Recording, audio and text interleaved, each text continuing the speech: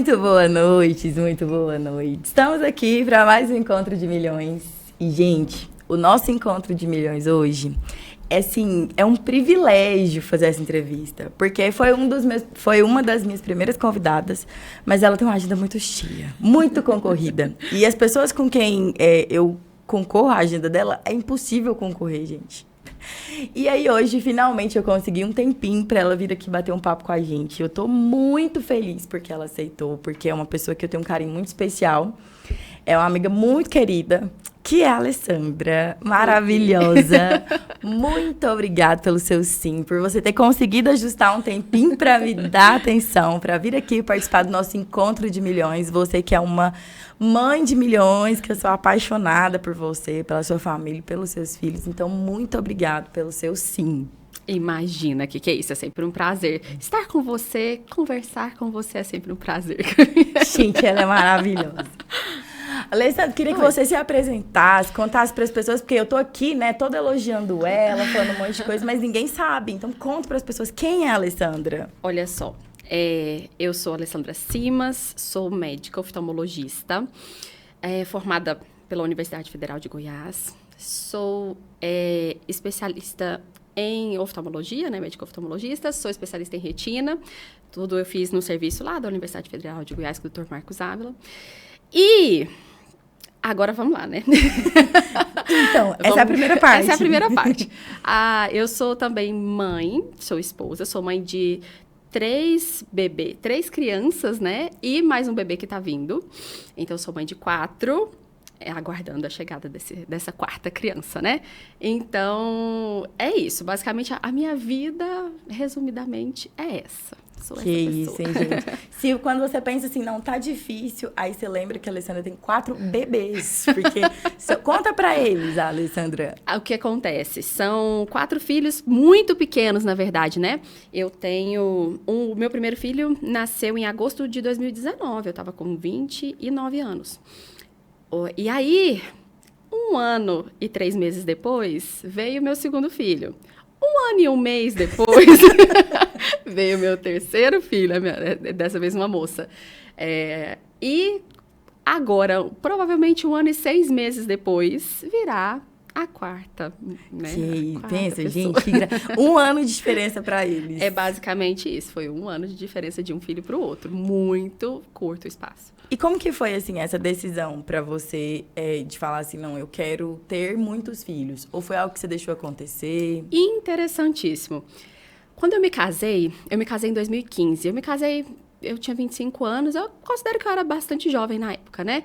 E eu tinha aquele sonho, assim, que vinha da minha cabeça de infância. Eu vou ter, vamos dizer, eu vou ter 2 filhos e não vai passar disso. Tanto que na época que eu me casei, meu marido falava pra mim que pensava em ter 4 filhos. Eu ria dele. Eu falava, mas nunca, 2 vão ser comigo, os outros 2 eu já não garanto, né? E ficava naquela brincadeira. Eu não pensava em ter tantos filhos assim, eu pensava que eu ia ter 2 e tudo mais, mas... É aquela história, né? Quando nasce um filho, nasce uma mãe. Quando nasceu o meu primeiro filho, a história toda mudou. Mudou completamente a minha vida. A minha projeção, a minha carreira, estava tudo voltado para um rumo. Depois que meu filho nasceu, esse rumo mudou drasticamente. Drasticamente. Não teve nada a ver com aquilo que eu imaginava que seria, né? Sim. Então, aí eu me lancei na maternidade mesmo, né? Só para deixar bem claro, quando meu primeiro filho nasceu, eu estava a concluir a minha especialização de retina. Então, eu já sabia, eu tinha que estar preparada para aquele momento. Eu já sabia que eu precisaria voltar. Em nenhum momento foi uma intenção minha parar. Eu queria continuar, eu queria trabalhar mesmo. Então, eu parei e me programei. E eu acho que parte de tudo isso que aconteceu na minha vida veio a partir desse momento, de uma decisão. Eu olhava para o meu filho, eu pensava, e eu conversava com as mães, elas falavam, poxa, você vai ver o tanto que é difícil sair de casa e deixar seu filho lá com alguém. E aí você não sabe o que ele comeu, o que ele fez, se ele riu, se ele não riu, especialmente tão pequenininho assim. Por mais que ficaria com a minha mãe, né? Mas mesmo assim, todas as mães falam, ai, mas isso é muito difícil. E eu ficava, meu Deus, então como é que eu vou fazer para estar longe, mas estar perto também ao mesmo tempo, né? E foi aí que eu comecei a estudar sobre a rotina, sobre os cuidados de um recém-nascido, para eu dominar aquela situação, para que eu na minha cabeça, né? Pelo menos, que eu ia dominar a situação. Esse era o plano. O plano era esse. E aí eu estudava e tudo, revisei matéria de pediatria da faculdade. Foi uma loucura, né? E aí eu tinha o meu plano. Estudando para ser mãe, gente. Exatamente. Porque é engraçado, a gente estuda, vida profissional a gente estuda, a gente se prepara. Poxa, eu vou tentar, na oftalmologia mesmo, eu quero me especializar, eu vou atrás, eu estudo a minha vida inteira, o dia inteiro. Para ser mãe, para ser esposa, parece que não precisa, né? Assim, parece que, nossa, não tem necessidade. Para que eu vou estudar? Mas foi muito necessário. Para mim, foi indispensável. Porque esse conhecer melhor como é que funciona um recém-nascido. Dessa parte, eu fui passando, depois, quando eu fui entrando mesmo lá, voltando para minhas atividades, eu comecei a voltar com 1 mês de vida, gente. Do meu primeiro filho. Eu comecei a voltar para as aulas. E depois, quando ele tinha 4 meses, eu voltei 100%. E aí, ele começou a se comportar diferente. Ele chegou aos 6 meses de vida, já estava, assim, desenvolvido. E aí, eu já estava precisando estudar outras coisas. E aí, eu cheguei, assim, naquele momento que eu estava estudando demais para oftalmologia, estudando demais para ser mãe e sendo mãe. E, enfim, era uma... E ainda tinha que ser esposa. E sendo esposa, claro que, enfim, não tem como desvincular uma coisa da outra, né? Então, eu comecei de verdade nessa mesma época. As pessoas falam, poxa, mas é tão difícil, você tá tão na privação, você tá tão... Mas isso para mim foi uma necessidade. Eu estudei sobre casamento, estudei sobre tudo. Eu estudava tudo. Minha vida era estudar. Quando eu não estava amamentando, eu estava estudando. E isso foi muito positivo para mim, que me fez ter assim vamos dizer assim, eu tive uma bagagem de uma mãe inexperiente. Eu fui uma mãe inexperiente, que cometi vários erros, como todas as mães. No começo, você se arrepende de muita coisa que você faz. Mas, na minha inexperiência, eu estava tentando me preparar para voltar para o trabalho. Engraçado, eu não estava preparando para ficar com meu filho, eu estava preparando para voltar para o trabalho, para dominar aquela situação. E aí aconteceu o quê? Mesma coisa que aconteceu com Morgana, pandemia. Meu filho nasceu e quando eu concluí a minha especialidade de retina, isso foi em fevereiro de 2020, a pandemia começou em março. Então, eu estava com o pé para entrar de cabeça, para mergulhar, com o pé não, eu estava pronta para mergulhar de cabeça na vida profissional. Veio a pandemia e falou, não, você não vai. Eu falei, então, tá. Não, então, a pandemia foi uma resposta. Foi, exatamente. Para mim, foi... A grande resposta. A grande resposta, porque aí o que acontece? Não era só uma questão de uma decisão. Eu jamais tomaria essa decisão de abandonar, vamos dizer assim, abandonar, né? Porque às vezes me falam, poxa, mas você largou tudo para ficar em casa, cuidando dos filhos, da família. Acontece que, para mim, a coisa foi acontecendo de uma forma natural. As escolhas foram levando para esse momento, para isso, né? A vida foi me levando para esse rumo. Então, quando eu cheguei ali em casa com os meus filhos, e o marido em casa também, porque a princípio nem ele saía muito pouco para resolver a vida profissional dele no começo da pandemia. O meu próprio marido foi me vendo em casa com cuidado com o meu filho, ele via que eu estava dominando a situação e tudo mais, e para ele foi uma segurança também. Eu jamais tomaria uma decisão, estando casada, tomaria essa decisão de não, eu vou fazer porque eu quero, eu vou largar minha profissão e você que se resolva aí, porque é isso que eu quero fazer. Eu jamais faria isso. Então, ele foi um apoio importantíssimo para mim, mas ele foi um apoio também porque ele via em mim a capacidade, ele via em mim que eu estava empenhada, que estava indo tudo... que estava indo tudo muito bem, e aí ele pôde ser esse apoio para mim também, extra, né? Ele sempre me apoiou, óbvio, né? Mesmo... nos primeiros dias, naqueles momentos de inexperiência, que, meu Deus do céu, os primeiros dias de vida do bebê, quando é o primeiro filho, nossa, é uma coisa louca, parece que não tem nada a ver com nada que a gente já viveu.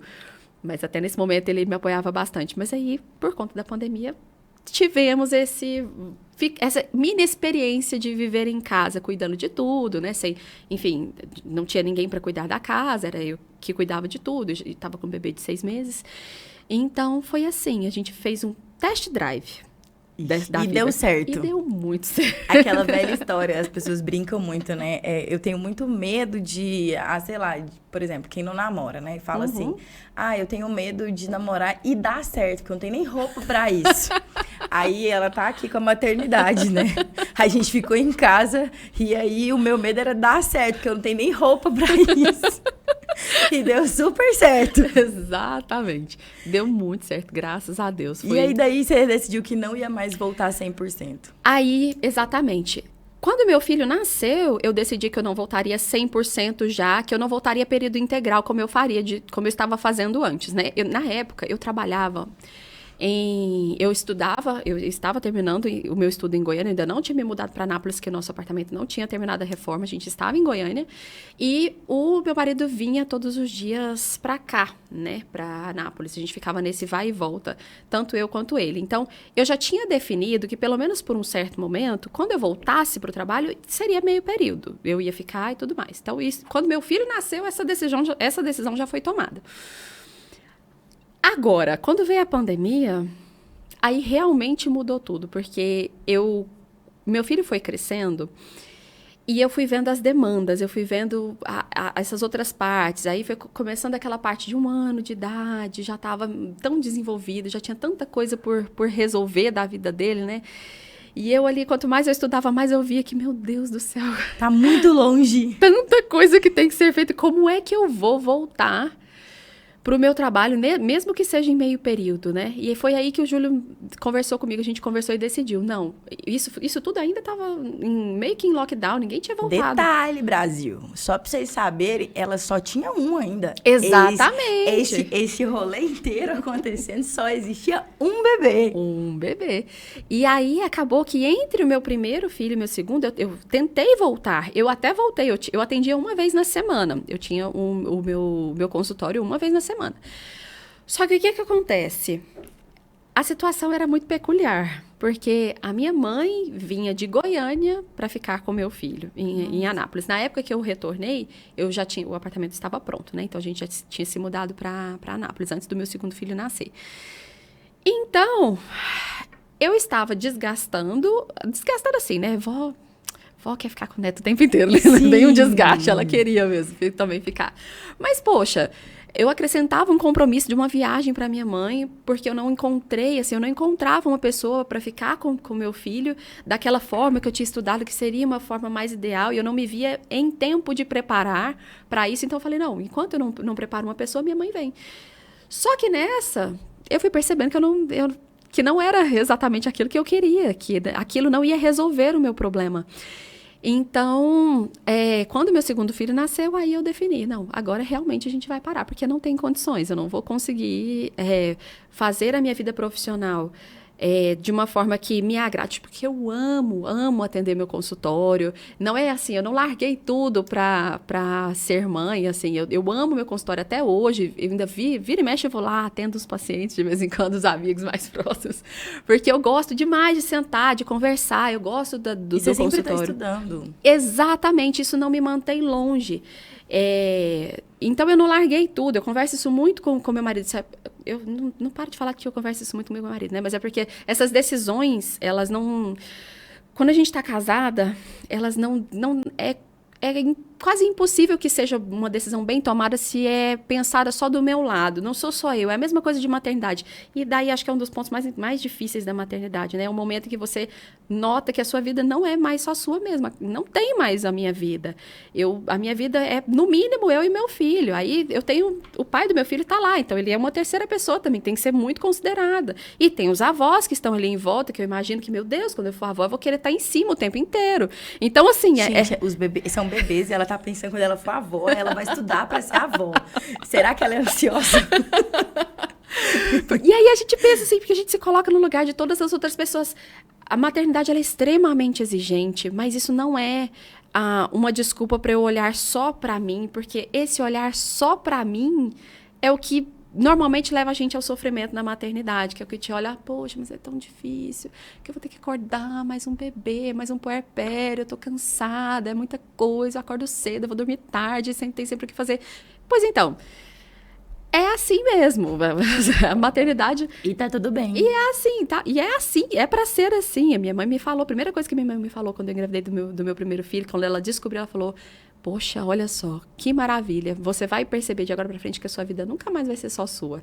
E é verdade, não tem que ser ruim. E Isso de você se desdobrar a sua vida em prol das pessoas que você ama. Porque o natural é isso, né? Se você ama, você vai querer fazer aquilo para ver a outra pessoa feliz, Sim. poxa. Então, é meio isso, assim. Então, eu sempre... Todas essas questões, eu conversava muito com meu marido e a gente sempre decidiu e definiu. E assim foi. E foi dando super certo. Graças a Deus eu tive essa possibilidade.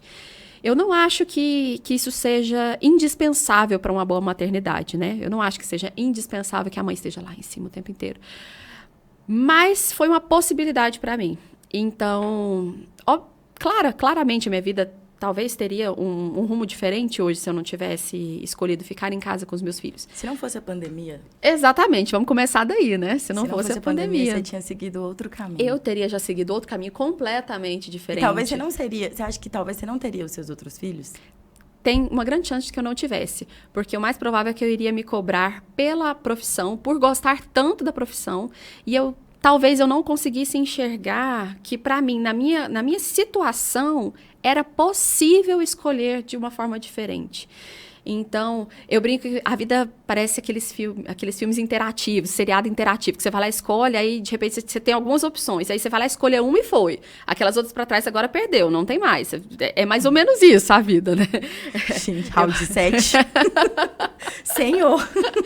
É mais ou menos isso. Mas é literalmente assim. E quanto mais... E daí, por isso que eu disse tanto sobre o estudo no começo, porque quanto mais você vai estudando sobre um assunto, vai abrindo um pouco a sua mente na vida mesmo, né? Não só com relação a filhos, mas com tudo.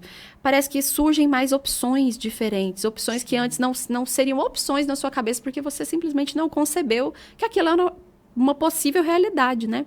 Então, quando me casei, não concebia que era uma possível realidade deixar o meu emprego, deixar que eu estava me formando, né? Poxa, eu tinha um caminho todo pensado pela frente e, de repente, eu vi que aquilo não era uma obrigação e eu vi que teria alguns outros caminhos que eu poderia tomar e estar atenta, estudar e ver a minha realidade, né? Encarar essas coisas foi o que me fez entender que eu tinha opções, que não era obrigatório, não é mandatório. Casei, eu vou me casar, eu tenho um emprego, e aí eu vou ter filhos, e aí eu vou voltar para o meu emprego, porque eu preciso voltar para o emprego, assim, no meu caso... eu preciso de dinheiro. Porque eu preciso do dinheiro e tudo mais. Pagar as contas. Exatamente. É uma necessidade, aí começa a pensar, óbvio. não, mas o meu filho tem uma despesa, mas como é que eu vou comprar as coisas do meu filho? Exatamente. A minha mente passou por todo esse ambiente. Eu nem sou mãe, gente. Eu imagino, eu falaria isso, falava assim,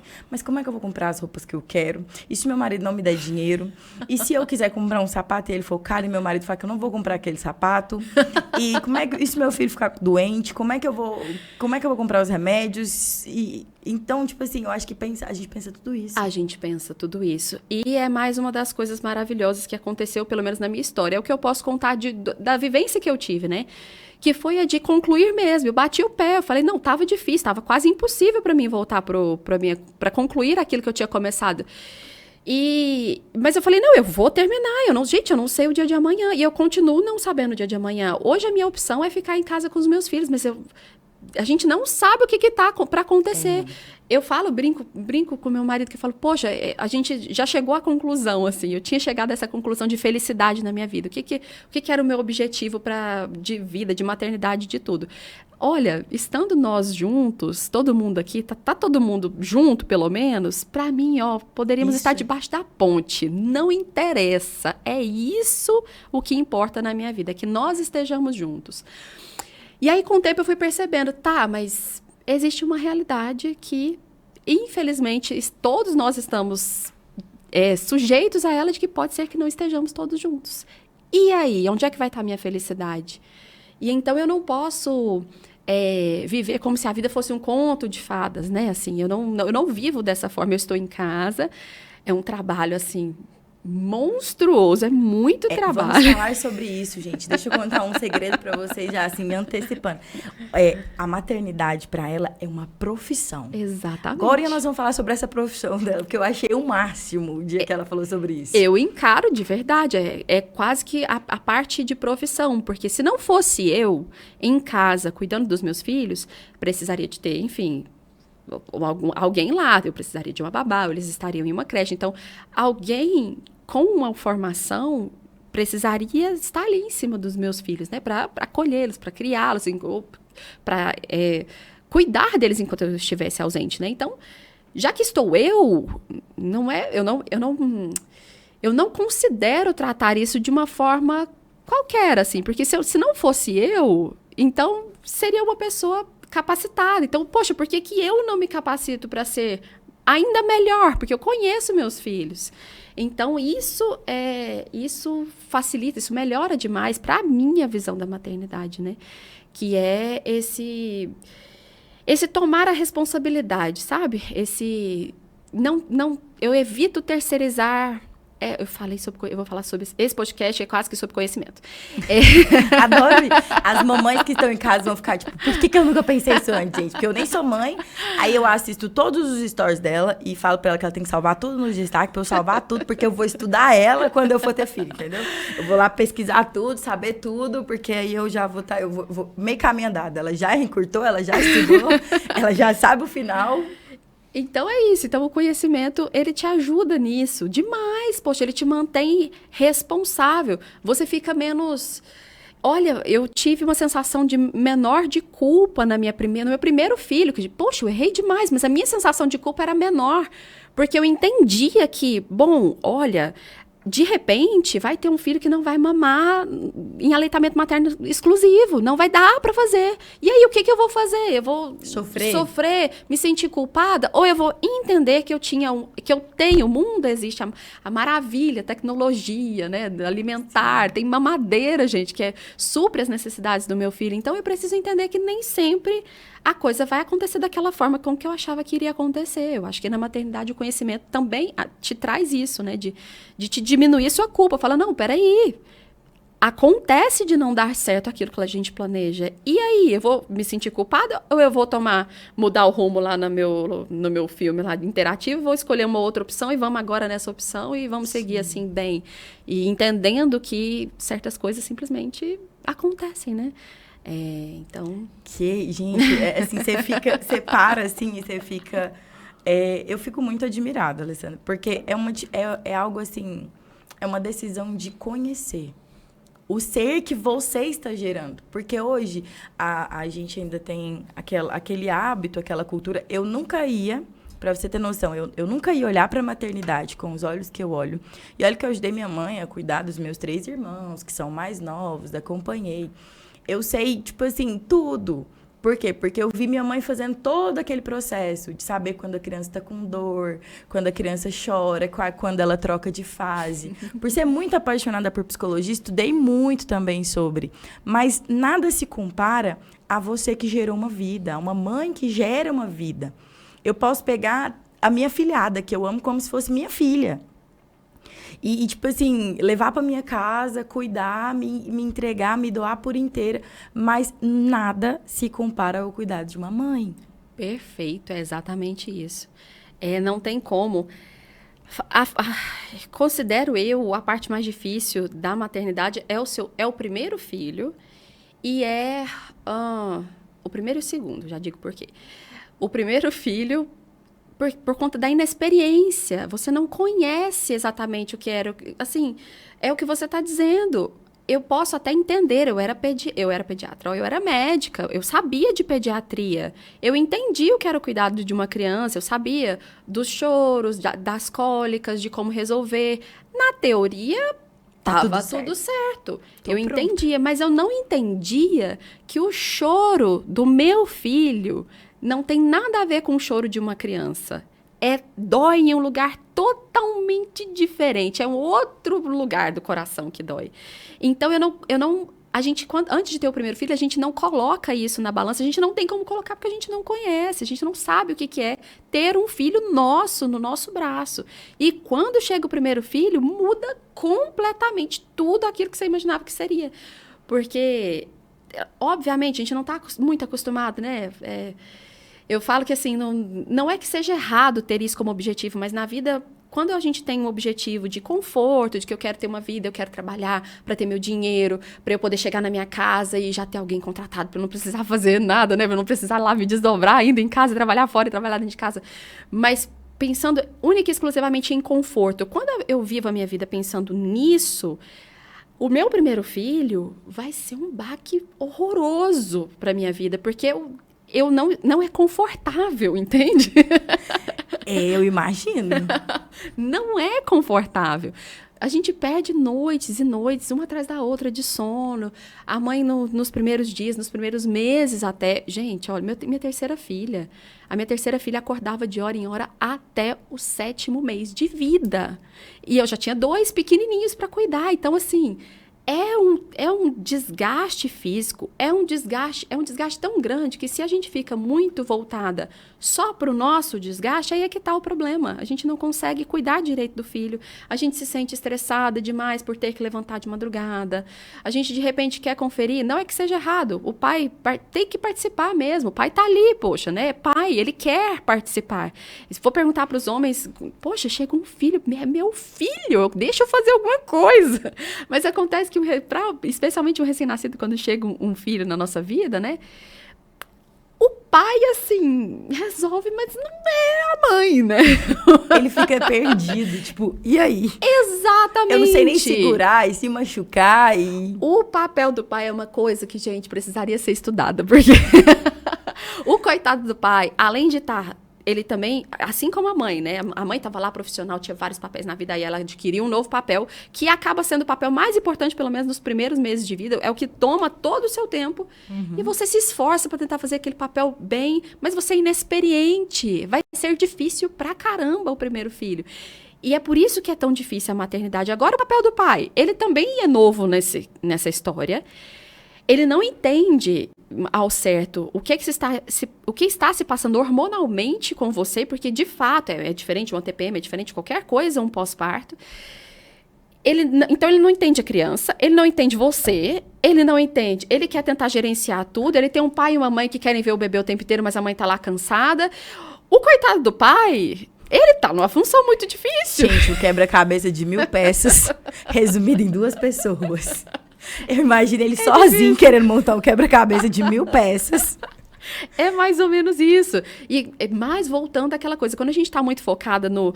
É aquela frase, ter filho é bom, mas dá trabalho. Quando a gente tá muito focado nesse mas dá trabalho, quando a gente tá muito focado no problema mesmo, quando a gente reclama muito, isso é um hábito, inclusive, que eu tentei extirpar da minha vida, que foi a reclamação, porque para quem tá recebendo um filho novo, ou para mim que tem 4 nenéns em casa, eu não tenho tempo mesmo, de verdade. Então, reclamar para mim é uma perda de tempo e de esforço, porque eu não estou resolvendo nada. Não é uma virtude. Ai, a Alessandra é tão legal porque ela não reclama. Nossa, mas como ela é... Não, é porque para mim não dá tempo. Se eu for parar para reclamar, eu vou reclamar a vida inteira, eu não vou fazer nada da minha vida e eu vou ficar frustrada, porque eu só estou reclamando. E aí eu deixo todo mundo à minha volta triste. E aí todo mundo à minha volta que ficou triste comigo vai sair do contato comigo um pouco mais triste, vai estar com outras pessoas, e essa tristeza pode se alastrar aí, não sei até para quando, por conta de uma reclamação que, na verdade, não foi eficiente para mim, não me ajudou em nada. E, inclusive, sobre essa frase, vou falar uma coisa sobre essa frase, que essa frase realmente é filosófica. Ter filho é bom, mas dá trabalho. Eu já cheguei em uma situação... E uma vez que uma mãe me disse essa frase, falando, né, do bebezinho, tadinha, ela estava, né, no segundo puerpério, é por isso que eu ia dizer que o segundo também tem as suas grandes dificuldades. Terceiro para frente.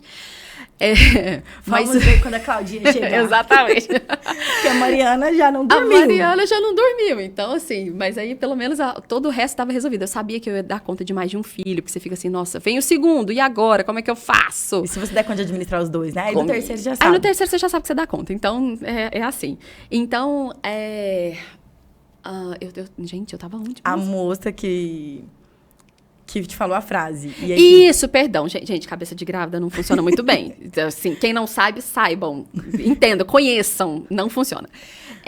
Então, ela tava lá segurando o nenenzinho e ele devia ter, acho que uns 2 meses de vida na época que eu a encontrei. E ela tinha um filho de por volta de 6 anos de idade, do lado. E aí ela me soltou essa belíssima frase. Ai, ter filho é bom, mas dá tanto trabalho. Eu falei, oh, meu Deus. É assim, é aquela frase assim...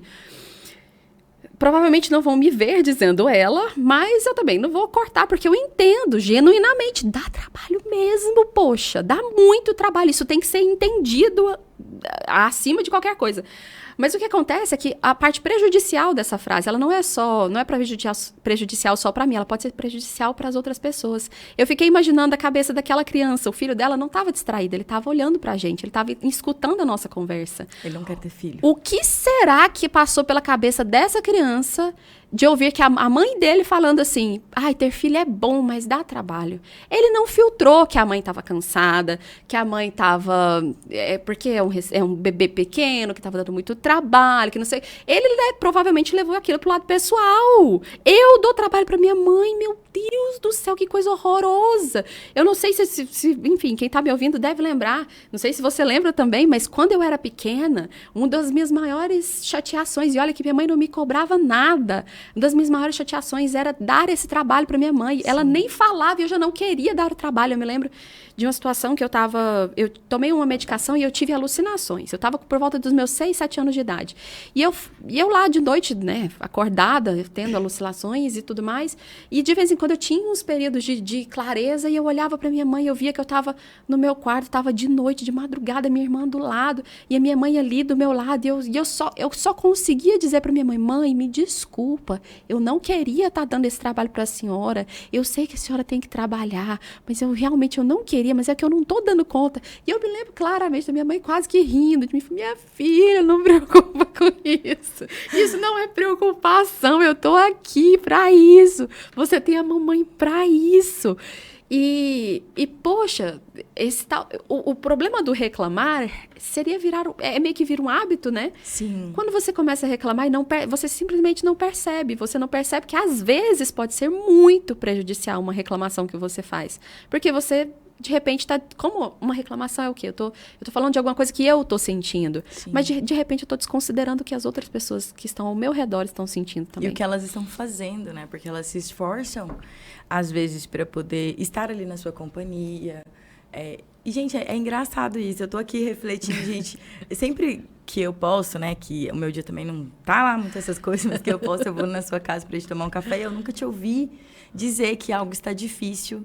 Ou que algo tá ruim. E a mesma coisa com o Júlio. Todas as vezes que eu encontro ele, nada tá difícil. Sempre vocês enxergam sempre a solução. Exatamente. Tá aí. E aprendi com quem isso? Foi natural? Eu nasci com isso? Não nasci com isso. Eu fui observando esse tipo de comportamento no Júlio. Gente, eu conheci o Júlio... Contando a história agora. Júlio, né? É o seu marido. Meu marido.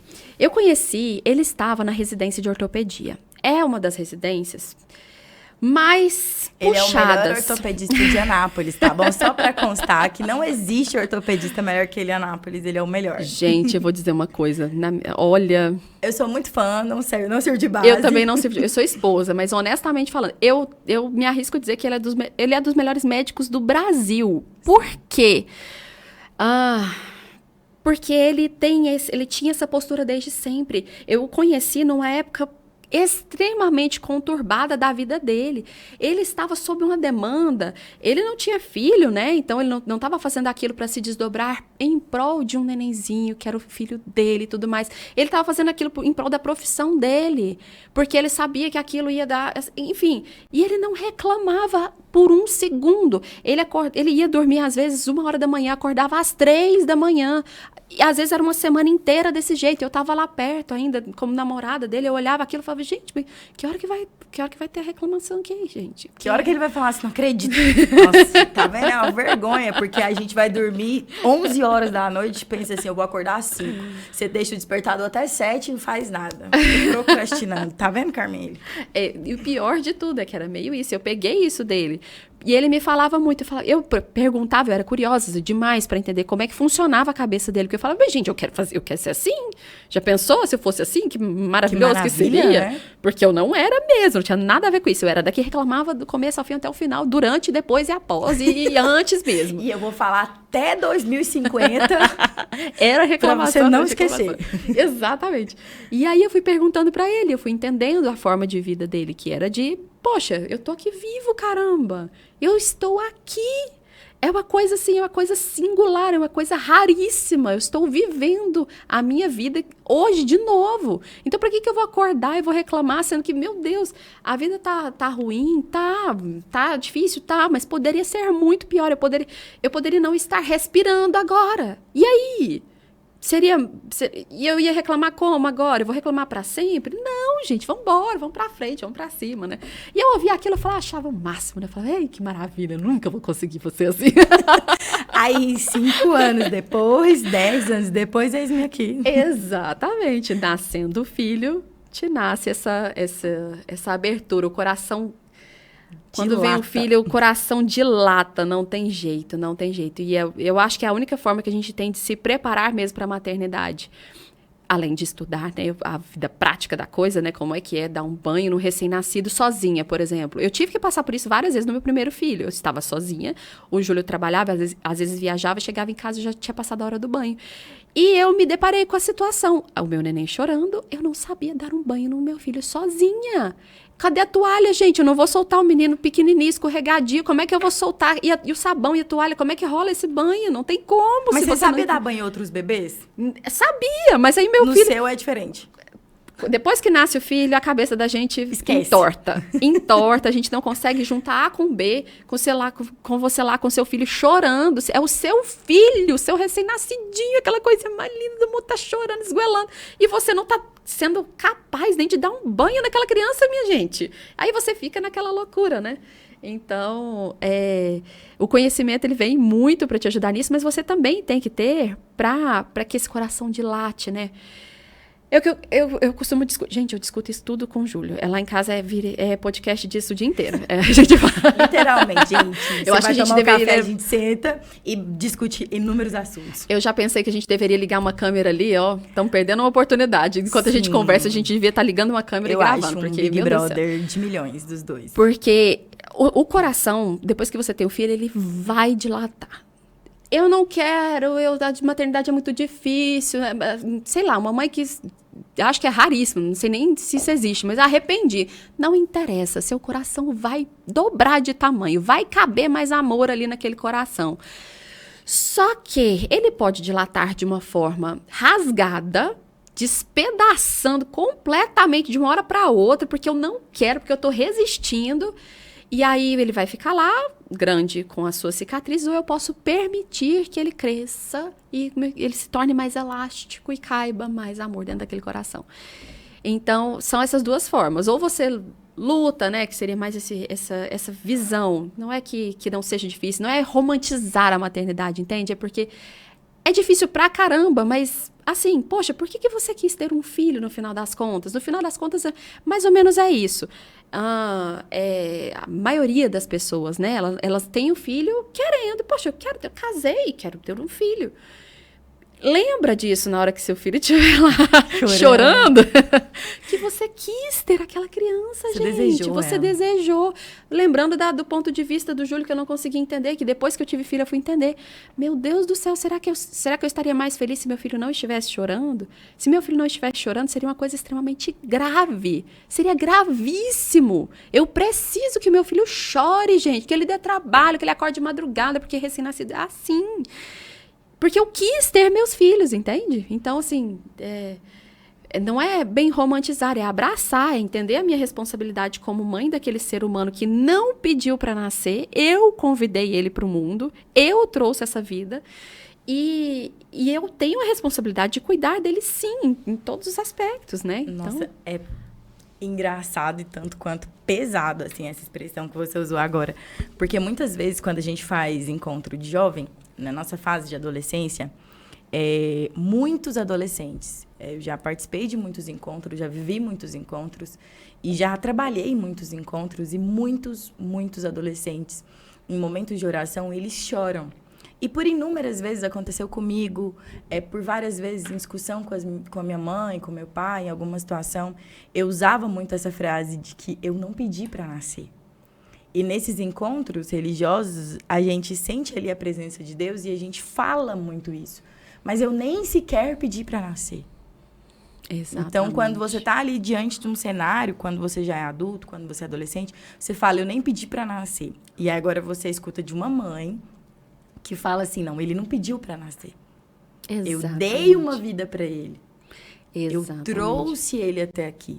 E aí, quando você olha isso, assim, eu nunca tinha olhado com um olhar ao contrário. Porque, às vezes, a gente não consegue olhar com os olhos do outro. É igual, eu amo qualquer coisa que se trate de maternidade. É assim, eu amo bebê. Gente, a bebê a ponto de tomar o bebê de um pai dentro da igreja. Sou dessa. Não, outro dia, só um aspas aqui pra contar pra vocês. Fui na missa com o meu amigo. E aí, cheguei lá, eu e meu amigo Márcio, tinha um bebê. E o pai com o bebê no colo e tal. E aí, o bebê tava chorando muito. E tava friozinho, assim. E aí, foi me dando um desespero. Foi me dando um desespero. E eu, tipo, tá ventando. E tá na porta da igreja. E o bebê tá chorando. É só você virar, assim. E, tipo assim, pra mim, parecia óbvio. Exatamente. Mas pra ele, pra aquele pai, eu imagino, tipo assim, angústia e tal. Eu fui chegando perto. E aí, falei assim, bem baixinho, tipo, morrendo de vergonha. Eu não sabia quem era a esposa do cara. Eu não sabia nada. E aí eu falei pra ele, falei assim, moço, eu posso... quanto tempo ele tem? Aí ele falou assim, 2 meses. Eu falei, ai, meu Deus. Aí eu falei assim, eu posso pegar? Aí ele, pode. Eu acho que ele olhou pra mim assim e falou, tem um probleminha. Mas me deu o bebê. E aí eu peguei o bebê, enrolei ele bonitinho, coloquei ele com a barriguinha pra baixo. E aí aqueci ele ali, automaticamente ele calou. Aí a mãe veio, aí meu amigo falou assim, Carmeli, ela é louca, ela tem um problema. Porque se fosse o meu filho, eu não tinha coragem nunca. Até que a minha mulher sai de lá. E eu vou explicar o que essa menina tá fazendo com o meu bebê no colo. Eu falei, Márcia, eu acho que esse pai, ele não queria saber, ele só queria que o filho dele parasse de chorar. Exatamente. E ele já tinha passado um tempão ali tentando fazer com que o bebê se acalmasse. Então, assim, são nessas situações que a gente olha e pensa assim, não, eu sei tudo. Mas igual você disse, quando você se torna mãe, é totalmente diferente. Todas as mães que eu converso falam assim, Carmeli, quando é seu, é diferente. Não tem nada a ver. É muito diferente. Muito diferente. Tem nada a ver mesmo. É totalmente. E levantou um ponto interessante das pessoas em volta, né? Porque você realmente precisa ter esse olhar mais voltado para os outros mesmo. Poxa, porque... De repente, muita gente fala, ai, mas nossa, vai vir filho. Você não tá cansado de ouvir que, ai, seu filho tem que usar um capuz, seu filho precisa de usar o quê? Tá com o pé frio, tá solucionando porque tá com frio, ou tá solucionando porque comeu demais. Gente, ninguém vai dizer isso por implicância. Ninguém fala essas coisas por implicância. Tá aí, você acabou de trazer um exemplo. Você estava genuinamente preocupada, sabendo como conduzir a situação e falando com o pai que poderia, de repente, falar, não, eu cuido do meu filho, eu sei também como é que faz. Não, imagina, não, tudo bem, obrigado pelo conselho, mas não. Mas, poxa... Não, mas eu não disse não, é só pedir pra pegar. Não, sim, sim, mas assim, não, em qualquer situação que seja, porque é muito comum quando a gente vira mãe, lá vem o pacote de conselhos, né? A gente já até meio que se cansa, ai, meu Deus, eu tô grávida, agora eu vou ouvir que eu não posso isso, que eu não posso aquilo, que eu não posso aquilo outro. Mas, poxa, gente, as pessoas estão preocupadas com você, estão preocupadas com o seu filho, ninguém tá falando assim pra te deixar chateada. Às vezes a gente se chateia com alguém que vem dar um conselho, com alguém que, sei lá, faz alguma coisa, sim, ou toma uma atitude com relação aos nossos filhos, e a gente tem que procurar entender também que a pessoa não tá ali dando uma opinião, dando um palpite, não é pra te magoar, não é porque ela acha que realmente aquilo é o que vai resolver. Então, que bom que a pessoa, se não é algo que a mãe, por exemplo, encare como alguma coisa certa, poxa, não, tudo bem, que ótima a sua opinião, que ótima a sua sugestão, maravilha.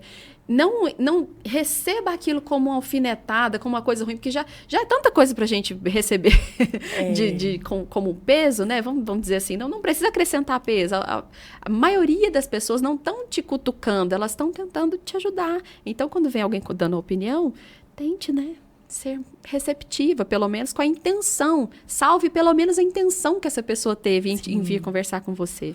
E, assim, é engraçado você abordar isso, porque quando minha mãe tem 4 filhos, né? E aí, é sempre quando minha mãe engravidava, alguém fala assim, nossa, mas mais um filho. Uhum. Nossa. Aí as pessoas acham que, tipo assim, tem que dar muito palpite, pitaco. Sim. E que sabe muito, e que, tá grávida de menino, porque a barriga tá assim, porque tá assado. É grávida de menina, porque a barriga tá assim, tá assado. Então, assim... Gente, as pessoas vão falar tudo. E a forma com que você recebe... É muito interessante você falar isso, porque os hormônios estão totalmente fora. Eu imagino que as mulheres... A gente, enquanto não é mãe, Vamos colocar aí no profissional. Às vezes você recebe uma dica. Eu sou uma pessoa que eu tenho um problema seríssimo em ser chamada a atenção. Mas, assim, é nível hard, gente. A ponto que se me chamarem a atenção por algo que eu não concorde que eu esteja fazendo, a forma que eu recebo aquilo é muito... Eu me crucifico muito por aquilo. Eu me machuco muito. Aí eu imagino uma mãe recebendo isso. Exatamente. É um processo que, por exemplo, eu sei que eu preciso purificar muito a minha forma de receber feedbacks negativos sobre qualquer coisa. Por quê? Porque toda vez que eu recebo um feedback, um retorno que ele é negativo, isso me fere. Agora, pensa enquanto mãe, porque aí vem um sentimento de culpa. E aí é onde você faz aquela transição de receber aquilo e não entender que é algo para te culpar, mas sim alguém que quer de fato te ajudar. Se essa não foi a intenção da pessoa, tá tudo bem, mas eu recebi como se ela quer me ajudar. Se ela não quer, é problema dela. Sim. Mas é a forma com que eu recebo. Isso serve pra nossa vida inteira. Exatamente. Tipo assim, que seja... Vou aprender isso. Muito legal. Mas é exatamente isso.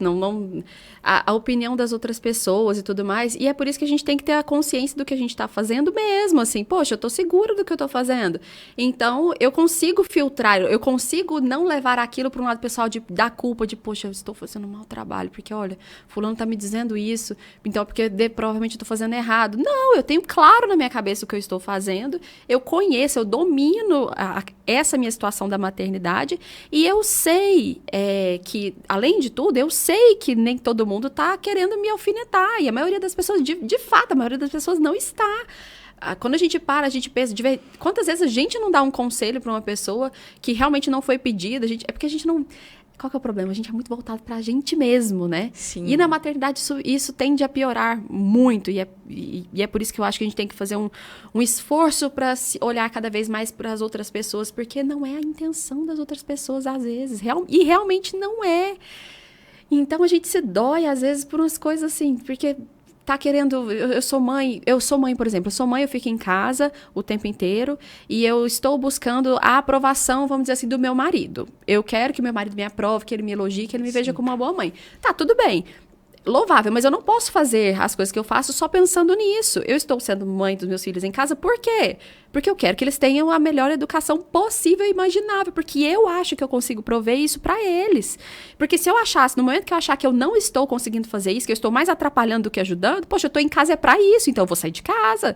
É a mesma coisa, é meio que dar-se um conselho, né? Olhar para você mesmo com essa crítica de, poxa, eu estou dominando isso aqui? É uma situação interessantíssima. O Júlio passou por isso e eu aprendi muito com essa história. Ele foi falar com um amigo sobre alguém que tinha chamado a atenção dele na residência, anos atrás. Isso acho que a gente nem namorava ainda. Ele me contou essa história depois. E o quanto ele aprendeu com ela. E aí, ele falou, poxa, mas é porque o cara falou que eu sou folgado. Como assim eu sou folgado? Aí, a primeira coisa que esse amigo dele virou e falou, era um grande amigo dele, virou e falou assim, poxa, mas você não tá sendo mesmo, não? Ele falou... Nossa, não tinha pensado, né? Porque, né? Às vezes eu tô. Eu só me revoltei com aquela palavra que a pessoa falou e depois ele foi avaliar a situação inteira. E falou, poxa, é meio isso, né? Quando a gente... Sobre receber as críticas, opiniões, que às vezes a gente até recebe como crítica, ou às vezes a gente recebe crítica mesmo, né? Pô, você tá fazendo errado, tá, tudo bem. Mas... O primeiro passo é esse, quando a gente consegue sair um pouquinho só da nossa visão, do nosso, o meu desconforto, o meu mal-estar, quando a gente extrapola um pouco isso e vai um pouco pro mundo e observa as outras pessoas e a realidade que é que o mundo não gira mesmo ao redor do meu umbigo, você consegue perceber que, poxa, de repente faz sentido o que a pessoa está falando e eu, porque estou aqui fechada achando que eu faço o melhor trabalho do mundo... Não estou dizendo que não faça, que a gente não faça, a gente faz. E algumas coisas a gente é excelente na nossa própria circunstância. A gente faz e realmente, normalmente a gente quer fazer o melhor. Mas o que é bom pra mim não é bom pra você. Exatamente. O trabalho que eu acho que eu tô ali lutando, me dando pra fazer o mais... Eu sou muito perfeccionista, então eu quero que saia extremamente perfeito. Mas aí as pessoas que estão recebendo, elas olham e falam assim, só isso. Mas, tipo assim, eu dei a vida... ali, tipo assim, eu tô me dedicando, eu tô me esforçando, e aí a pessoa fala assim, não, Carmele, deixa eu te falar, eu acho que você não está se dedicando o suficiente. Eu falo, cara, Como? Aí, na hora, eu não quero saber se eu estou ou não. Exatamente como o Júlio disse, eu não quero saber se eu estou me dedicando ou não. Na hora eu falo assim, mas vai. Fechou. Eu não acabou. acredito nisso, eu tô dando o meu melhor, eu acordo todos os dias, eu me esforço todos os dias. Mas você quer o quê? Você quer que eu ponha uma melancia na cabeça e saia por aí dizendo pras pessoas? E aí você para assim. Aí depois você vai fazer uma reflexão de você com você mesmo e você fala assim, isso aqui ela tá certa. Isso aqui ela não tá. Mas, gente, é egoísta. Eu falo por mim mesmo que eu não consigo ir lá e dizer pra pessoa, falar assim, olha, obrigada por esse feedback que você me deu aqui, porque isso aqui fez a diferença pra mim. Pra minha vida também era impossível. Acontece. Até que o coração dilatou. Até que dilatou, rasgou e tal, e aí cresceu. Gente, olha, a gente ficaria horas e horas e horas, mas tem certeza. alguns assuntos que eu quero falar sobre antes da gente terminar, que eu acho muito interessante, que eu te falei, uma coisa que eu admiro muito é você olhar pra você como se fosse o seu trabalho. E eu queria que você falasse um pouco, porque assim, eu admiro a ponto de você se arrumar, de você estar... por mais que você esteja, tipo assim, você está sempre arrumada, você está sempre com o café preparando, você está sempre unindo a sua família ali, e você falou muito sobre isso, ainda foi na sua primeira gestação que você tomou isso como o seu emprego. Quando eu comecei a te acompanhar, você ainda postava looks, gente, ela já foi mais blogueirinha, hoje ela nem quer ser blogueirinha mais.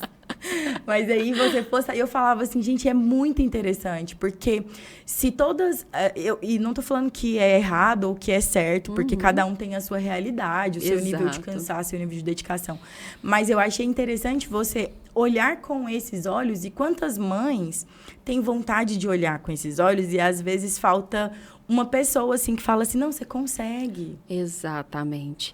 Inclusive, é esse o motivo pelo qual eu mantive ainda o meu Instagram aberto depois que meus filhos nasceram, né? Porque, eu não tenho nada contra quem vende, não tenho nada contra, mas eu não tenho objetivo especificamente de conteúdo nem nada atualmente com o meu Instagram. Isso não é por falta de tentativa, viu, gente? Eu estou na cola dela enquanto agência para fazer o posicionamento dela, porque eu acho que o Brasil precisa de ajudas de Alessandra Simas. Mas eu acho que, assim, a minha ideia era realmente essa, mostrar uma forma possível. E eu tento ter o cuidado de mostrar que essas coisas não apareceram do nada. Assim, eu já fui essa pessoa que achava que era impossível dar conta de uma casa. Eu achava mesmo, de verdade. Eu não tinha nem o plano de pensar em começar isso, mas... esse encarar a maternidade realmente como uma profissão e a vida na família como uma profissão depois que eu percebi o real valor disso na minha vida. E mais uma vez, eu converso isso muito com o Júlio. Esse podcast é quase sobre ele, mas tudo bem. Júlio, você está devendo uma visita no nosso podcast agora.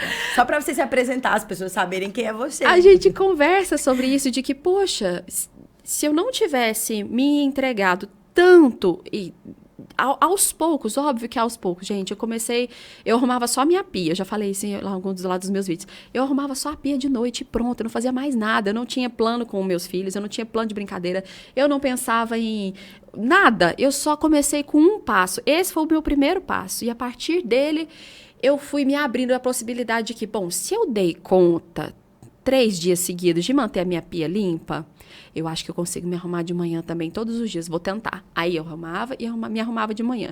Se eu dei conta de me arrumar de manhã e fazer isso, eu vou dar conta também de fazer mais uma... Porque quando a gente olha para... De repente, esse é o problema da rede social. Quando você olha para a vida de uma pessoa, você acha que aquilo já foi dado daquela forma. E não foi. Nunca é. É sempre um degrauzinho, uma coisa vai juntando a outra e a gente chega naquele ponto. Então, foi exatamente isso que aconteceu. E eu tento, meu esforço é mostrar que realmente não acontece de uma hora para outra. Primeira coisa, você precisa entender o porquê que você está fazendo o que você está fazendo. Eu entendi que era uma profissão para mim, que eu precisaria encarar dessa forma, porque eu tenho uma profissão, né? Se eu não estivesse ali, eu estaria na minha profissão. Então, o que eu estou fazendo ali? Se eu estou em casa para cuidar dos meus filhos, então por que eu não tomo isso como uma coisa, como fazer de verdade? Não é só o melhor que eu posso. E esse que eu posso melhorar esse que eu posso. Se hoje o melhor que eu posso fazer é esse, se eu estudar um pouquinho mais, se eu dominar um pouquinho mais uma habilidade, se eu conseguir gerenciar o meu tempo, que é a coisa mais importante, eu acho. Se eu conseguir gerenciar melhor o meu tempo, vai sobrar um tempinho para fazer mais uma coisa. E isso não é um peso, isso vai se tornando maravilhoso. Para mim é uma delícia ficar em casa, acordar entre 4 e 5 da manhã, eu me acordo todos os dias, acordo entre 4 e 5 da manhã. Acordar e fazer todas aquelas coisas, deixar a mesa preparada, deixar tudo pronto, estudar, ter o meu tempo para eu ler as coisas que eu tenho interesse em fazer, essas minhas coisas, antes que meu marido levante, antes que a casa comece, e que eu domine tudo com os meus filhos, e eu entendo o que está acontecendo na vida deles, eu acompanho de perto, e eu saiba o que foi o almoço de 3 semanas atrás, da quarta-feira, porque isso, enfim, eu sei que faz muito tempo que eu não faço, sei lá, carne suína na minha casa, não sei, mas todas essas coisas, elas podem estar sob o meu radar, então por que não deixar o máximo de coisas? Porque quanto mais a gente faz, a gente tem essa ideia de que a gente vai se desgastar, e cara, a maternidade como uma profissão vai ser pesado, vai ser difícil, e não é, porque quando você vê o esforço que você fez dando frutos, a sua casa bacana, seu marido feliz, seus filhos felizes, aquilo é a sua felicidade, porque foi para isso que você começou tudo no primeiro motivo, né? Foi para isso que eu tive um filho, para minha vida, para a vida da minha família florescer. Então, quando eu consigo fazer de fato essa vida florescer, meu Deus, é maravilhoso. Dá vontade de fazer aquilo 20 vezes. Se eu tivesse 50 horas por dia, 50 horas eu gastaria com isso. Não tem jeito, é inescapável. Parece que dá muito trabalho, parece que é muito difícil, mas não é necessariamente. É uma coisa que dá benefício, inclusive, pra gente. Quando a gente vê esse nosso trabalho, nosso esforço gerando frutos bons no mundo, e especialmente com os filhos, né? Lembrando da Semana da Maternidade, especialmente com os filhos, você fala, poxa, eu estou levando para o mundo seres humanos que eu estou vendo nas atitudes deles o resultado desse esforço que eu tive o tempo inteiro. É uma delícia isso. Por mim, meu Deus do céu. Eu acho que a minha maior dificuldade vai ser definir quando é que eu vou parar de ter filho, porque eu acho isso realmente maravilhoso, de criar essas vidas e ver o resultado disso acontecendo. Isso é muito bom, na verdade. Não é necessariamente ruim. E, assim, é muito interessante você falando, porque eu lembro... gente, são coisas que você fala, é pequeno, mas que, pra mim, ficou muito marcado. E eu imagino que... Olha que eu não tenho nenhum filho. Mas é muito interessante, porque quando você olha... E se a gente olhasse... Porque, assim, no meu trabalho, eu me dedico ao máximo. No meu trabalho, eu quero que o meu cliente saia extremamente satisfeito. No meu trabalho, eu dou tudo de mim. É numa criação, é num conteúdo, é numa postagem, é no desenvolvimento de uma ideia, é num planejamento, é num texto, é num como é que as pessoas vão te ver. E aí, quando você olha toda essa dedicação e você se coloca no seu lugar, você transfere essa dedicação e fala assim, não, por que eu não posso me dedicar ao 100%, ao máximo para o meu filho? A ponto de falar assim, não, eu vou me arrumar. Em um dos meus podcasts, eu não me lembro com quem, e eu falei sobre... tem um vídeo no meu Instagram. Aí foi com a Isabela sobre moda. E aí eu falava com ela, falando assim, que eu achava muito bonito você se arrumar todos os dias em casa. E ela falava assim que essa é uma postura muito boa. Por quê? Porque os seus filhos têm o olhar da minha mãe que ela está pronta, que ela está arrumada, que aquilo remete à organização, que a minha casa é organizada. Então, assim, foi muito interessante. A gente falava sobre você, eu falava para ela que você administrava isso como um trabalho e tudo mais. E ela falava assim, Carmen, é muito importante. Por quê? Porque os filhos crescem com esse olhar de que ela é uma autoridade. Exato. Naquilo que ela faz. Então, ela tem uma autoridade dentro da maternidade. Exatamente. E isso se reflete também em tudo, eu digo. Eu acho que esse hábito do vestir-se, então, ele é um exemplo máximo disso, da ordem, como a gente pode ter ordem na nossa vida, né? Que, basicamente, para que se torne a maternidade e viver em casa um trabalho, uma profissão, você precisa ter a ordem, né? Você precisa gerenciar o tempo, tem que ter ordem, você tem que saber o que é o importante de ser feito. Então, a gente consegue se vestir de forma ordenada. É engraçado isso, porque eu tenho um horário, o meu tempo está ordenado, eu tenho horário para me vestir todos os dias.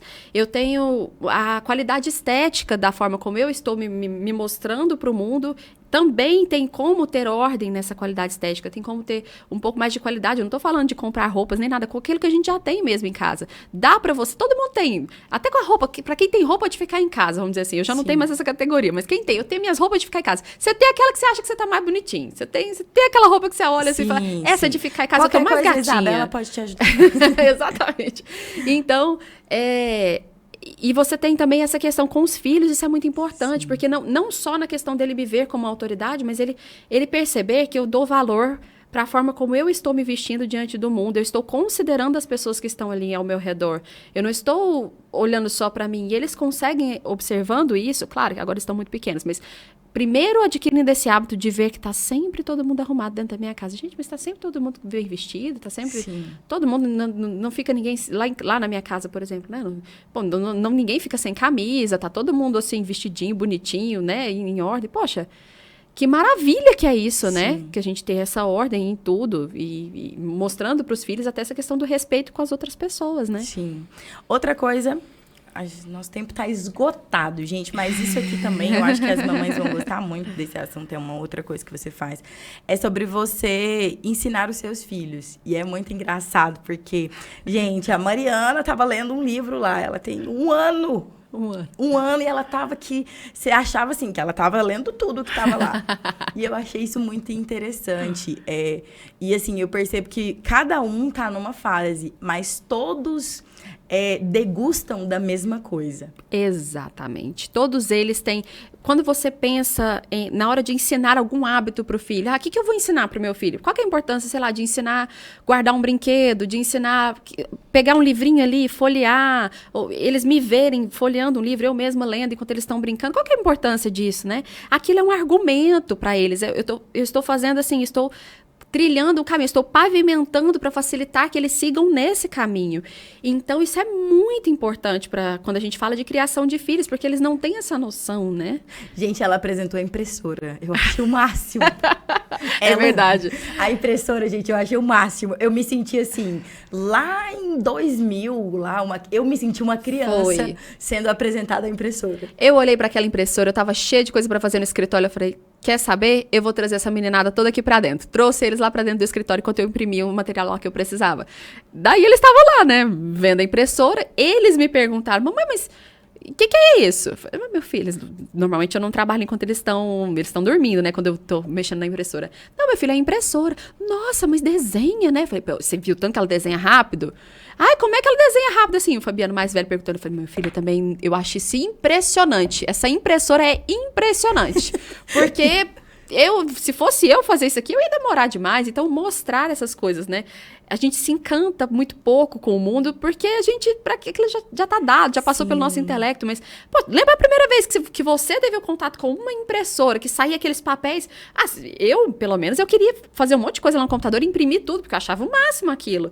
Então, né, tentar trazer esse encanto, essa maravilha que é da vida. Né? Preservar a inocência dessas coisas. Porque ele nunca... Gente, eu nunca vou esquecer a carinha dele olhando a impressora. E assim, pra ele aquilo era tão assim gigante.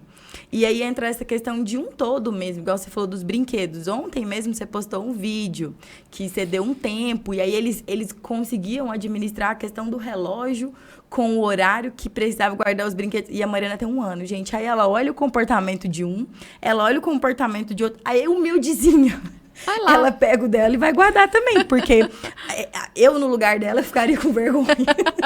Mas ela não, eu tô aqui, tá todo mundo fazendo, eu vou fazer também. O tal do hábito, se eu fico... a questão, a gente tem que pensar no que a gente tá fazendo diante dos nossos filhos, e é por isso que eu não tô em casa, como disse, pra brincar de casinha e eu ensino uma coisa ou outra, não, é uma responsabilidade o tempo inteiro. Se eu ficar em casa no celular o tempo inteiro, os meus filhos vão querer saber o que tá naquela caixinha, porque de tão interessante assim. E mesmo que eu fale que não pode, que não sei o quê, se eles crescem vendo isso, é isso que eles vão fazer, não tem jeito. Então, é necessário que a gente tenha uma atenção nas coisas que a gente fala, na forma como a gente se porta, tudo na vida da maternidade é educativo, né? Não tem nada que seja neutro, não existe. E a tecnologia? Por último, gente, prometo. A tecnologia, assim, porque hoje a gente é muito, muito refém mesmo. E aí um dia eu tava conversando com uma mãe Nem era sobre maternidade, era sobre outros assuntos. E eu falando pra ela sobre um oftalmologista, a Bruna, maravilhosa. Sim, eu vi. Aí eu perguntava pra ela, né? Eu falei, Bruna, mas como que é essa questão da tela pras crianças e tal e tal? Aí ela contando que ela é mãe de primeira viagem, um bebê maravilhoso. Ai, fofo demais. E aí, ela falando assim, Carmele, eu evito o máximo, mas é muito difícil. Por quê? Porque quando ele chora, e a gente que é mãe, aquilo dói, e você não sabe como que você faz pra ele calar. E quando você descobre algo, que é um desenho, alguma coisa, e você sabe que aquilo acalma, é como se acalma o bebê, mas alivia a minha dor, alivia, tipo, aquele desespero. E como que você lida com isso, assim, em relação... Porque são 3 crianças. E aí tem celular, tem televisão, tem desenho. Exatamente. E é aí que tá a questão de você saber das informações mesmo. De verdade, não é bom que os filhos fiquem nas telas, né? Mas o que acontece? Quando eu tive meu primeiro filho, eu já sabendo disso, eu colocava ele para assistir. Por quê? Porque meu filho... Gente, é aquela coisa. Quando você tem só um filho, toda a atenção é voltada para ele. E ele quer toda a atenção sua possível. Ele tá ali, ele é único, né? Ele é o filho único. E essa necessidade de atenção, de distração, óbvio, a criança precisa aprender a não fazer nada também, mas, poxa, é difícil de você arrumar atividades para uma criança só o dia inteiro, tendo uma tarefa, por exemplo, tendo que cuidar de uma casa, por exemplo.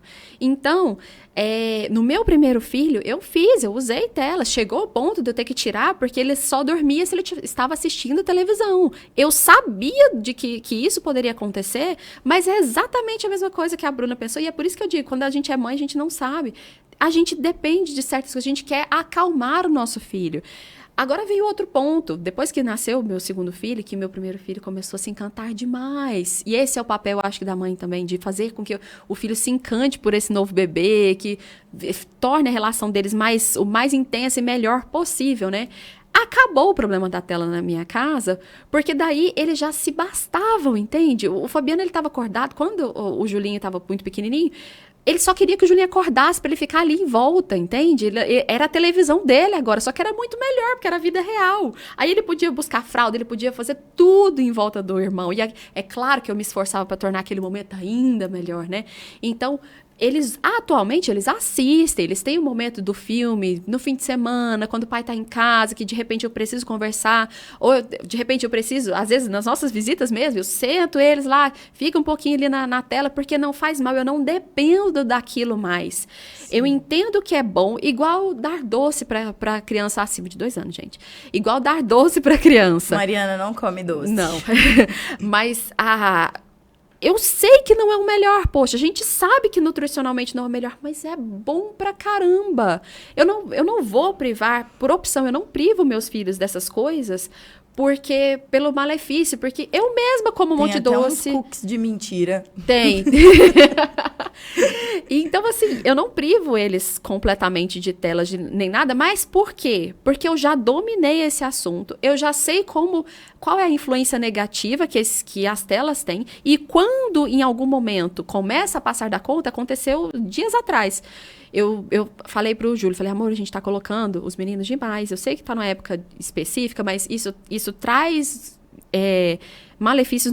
A gente observa que eles estão ficando com um comportamento diferente já por conta da televisão. E aí eu achei isso muito bonitinho, porque ele nos dias seguintes ele nem colocou mais. Eu quase que eu falei, mas você não vai colocar nem um pouquinho, né?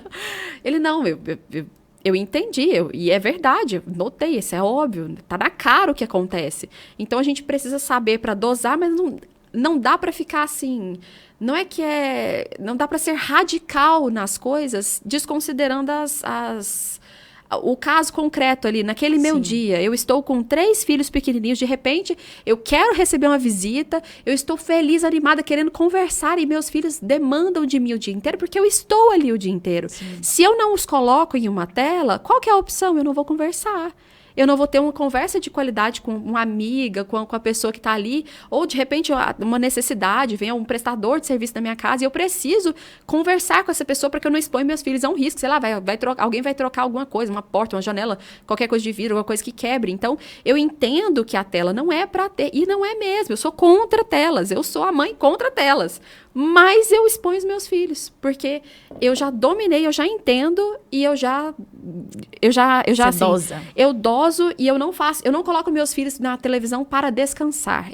A questão é essa. Eles não estão na televisão para que eu possa descansar. Isso não acontece. É um caso de necessidade mesmo. A mesma coisa quando você falou sobre alimentação também, né? A alimentação, eu falei no nosso último podcast, eu achei muito interessante isso, porque é uma dificuldade que muitas mães têm em questão de alimentação, porque é como se o filho falasse assim, eu tenho uma amiga mesmo que conversava sobre isso semana passada, e ela falou assim, Carmele, mas desde que meu filho nasceu, ele fala que ele não quer, e pronto, ele não quer.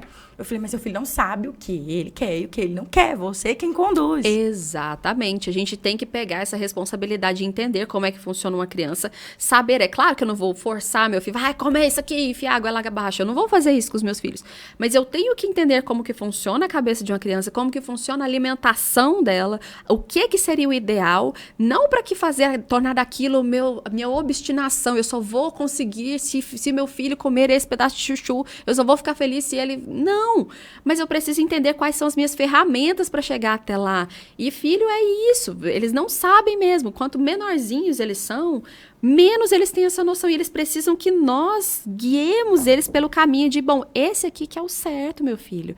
Ah, é gostoso. Não, eu sei que é gostoso. Mas isso, o vencer a si próprio, a própria vontade, para levantar de madrugada, para dar mamar para um filho, enfim, esse vencer na própria vontade, isso pode acontecer desde muito pequenininho. E isso é desejável que aconteça. E aí é que está o benefício do terceiro filho.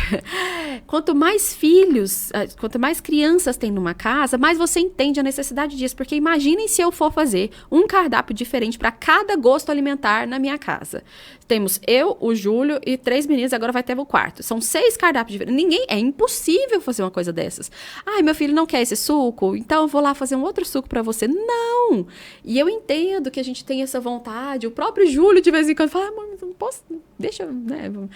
O pai quer, tudo bem, né? Não vou arrumar uma briga por conta disso, porque não é o que acontece no dia a dia das crianças. O dia a dia sou eu lá com eles, e é isso que é o que vai contar de verdade. Essas pequenas saídas da rotina não são necessariamente péssimas. Não, é bom que se saia da rotina de vez em quando também, para que se conheça coisas novas. Sim. Mas o caminho, meu filho, é esse. A gente nessa casa, até o Julinho já sabe, ele já fala essa frase, todos falam. Mariana já tá aprendendo a falar, a primeira frase que ela vai aprender a falar. Aqui a gente vai comer um pouquinho de cada coisa. A gente tem que experimentar um pouquinho de cada coisa, pelo menos. Ô, tia Carmiele, tem que experimentar. Tem que experimentar. Ô, tia Carmiele, tem que experimentar. Alessandra, nosso papo foi maravilhoso. Eu ficaria aqui horas e horas perguntando inúmeras coisas. Eu gosto muito, eu sempre falo isso, que sou apaixonada em pessoas inteligentes. E eu acho que toda mãe é muito inteligente. Isso é pra todas, gente. Eu acho que a maternidade, ela gera uma inteligência, assim... Você não precisa de ser didático, você não precisa ser alfabetizada, você não precisa ter uma faculdade, você não precisa ter uma formação. Perfeito. É um dom que vem de Deus. Perfeito. É uma coisa que vem, que Deus faz, porque só de você conseguir gerar uma vida e você conseguir alimentar a sua própria vida, é assim, gente, é um saco. Que é uma semente que vira um ser humano e que, tipo, me deu hoje a capacidade de pensar, de raciocinar, de fazer. E ontem eu era só uma semente. Exato. Então, assim, é uma perfeição que vai muito além. E aí, quando eu vou conversando com mães, eu falo que esse vai ser o nosso melhor podcast, porque eu aprendo muito. E você aprende pra vida. É uma coisa que você aprende pra vida. Mas... Quando eu for mãe, gente, todo mundo já falou, né? Vou esquecer tudo. Mas vai dar certo. Eu quero te agradecer muito por você ter vindo. E antes da gente finalizar, eu queria que você deixasse uma mensagem para essas mamães. E que você, se você pudesse hoje, assim, a Alessandra vai deixar uma mensagem num telão da vida. Qual seria a mensagem no telão da vida que você deixaria? Olha, a minha mensagem seria assim... Saiba... o porquê é que você está fazendo o que você está fazendo. Eu acho que essa é a frase da minha vida. Eu preciso saber por que que eu estou fazendo o que eu estou fazendo. Isso é o mais importante. Isso é o princípio de tudo. A partir daí, tudo se entende. A gente não perde o rumo quando a gente sabe, entende o que nos motivou, o que está nos motivando, né? A gente corrige até o motivo, se for o caso. Mas eu preciso saber o motivo. Eu preciso saber por que eu estou fazendo o que eu estou fazendo. Que isso, eu tô falando, gente, só tem mãe de milhões. Alessandrinha, eu vou deixar aqui para você assinar o nosso quadro de milhões. Maravilha. Mais uma vez, eu quero te agradecer muito pelo seu sim, por você ter vindo, por você ter disponibilizado um horário, um encaixe com essas crianças, gente, porque concorrer com essas crianças não é para qualquer um, elas são maravilhosas. Eu sou apaixonada, então, mais uma vez, muito, muito obrigada. Quero agradecer, né, todos os nossos inscritos no nosso canal. Quero agradecer o pessoal da TBO. Inclusive, para você que tem NET, Claro, TV na sua casa. Gente, nós estamos na TV, canal 526. Se eu não tiver muito ruim de memória, você consegue assistir uma TV na nossa própria cidade. Então, para você que é de Anápolis, os apresentadores, os personagens, as pessoas que vêm, os programas que tem, são todos daqui. Então, a gente consegue aproveitar as pessoas que tem, os profissionais que tem, porque a nossa cidade tem muitos profissionais bons. Então, para você que não seguiu o nosso Instagram ainda, segue lá, tanto o meu, da Carmiele, quanto o dos meninos da TBO. O trabalho é incrível. Tem, assim, eles têm feito muita coisa legal. Tem um conteúdo muito bacana na TV. E sempre que vocês precisarem, nós estamos, assim, ó, à disposição. Todos os dias nós temos ganhado inscritos novos. Já temos quase 200 inscritos. E há um mês atrás, 2 meses, quando nós começamos esse podcast, enchi uma pessoa. Então, às vezes, para muitas pessoas, são 200 inscritos. Mas, para mim, são 200 pessoas que entraram aqui, que participaram dessas conversas. E eu sempre falo que por trás de uma história, existe uma história. Por trás da Alessandra, que a gente vê nas redes sociais, por trás da Alessandra, que as pessoas veem na rua, com muitos filhos, existe uma história, existe um porquê. E se eu puder levar para casa de todo mundo um pouquinho daquilo que eu aprendo todos os dias aqui, eu consegui alcançar meu 1 coração por dia, meu propósito está sendo válido, está funcionando. Então, é isso. Maravilha. Espero que você tenha gostado do nosso encontro. Demais da conta. E no Dia das Crianças, já quero trazer essa turma inteira aqui para responder esse podcast aqui. Porque Nossa, imaginou. Pensa, vai ser uma festa só. E nós terminamos por aqui o nosso Encontro de Milhões e espero vocês no nosso próximo Encontro de Milhões com outra mãe de milhões. Um beijo, até a próxima. Tchau, tchau.